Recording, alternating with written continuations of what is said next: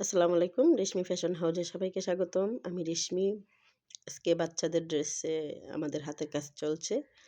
এই যে ২ বছরের বেবির ড্রেসে হাতের কাজ চলছে।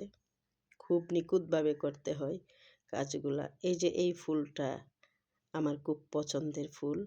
এই ফুটটাও আমার খুব পছন্দের ফুট। এই সুতাটাও আমার খুব পছন্দের সুতা। ৩ টা জিনিসই আমার পছন্দের। এই গোলাপি কালার সুতা। আমি গোলাপি কালার সুতা দিয়া শুরু করেছি। আপনারা চাইলে অন্যান্য কালার সুতা দিয়া শুরু করতে পারেন।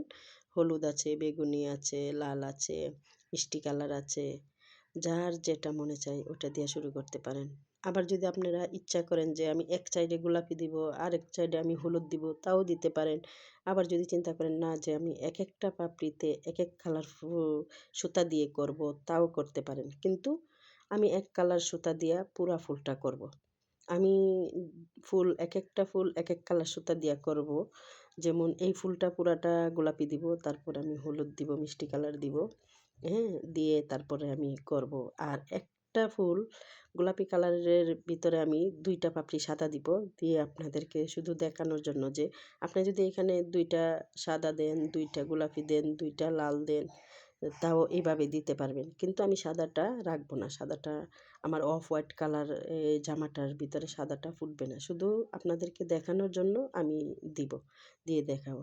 এই যে আমি মনে করেন এই অফ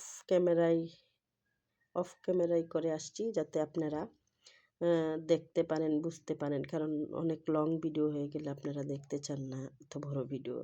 আর ফুলটা করতেও প্রচুর সময় লাগে, প্রচুর ধৈর্যের ব্যাপার। এত বড় ভিডিও কেউ দেখতে চায় না। এইজন্য আমি অফ ক্যামেরায় করে তারপরে আপনাদেরকে ফুলটা এনে দেখাচ্ছি যে ফুলটা দেখতে কেমন লাগে।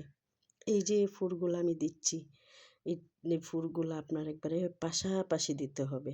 না হলে কিন্তু সুন্দর দেখাবে না ফুলটায়, দেখছেন? মাশাআল্লাহ কত সুন্দর হয়েছে ফুলটা।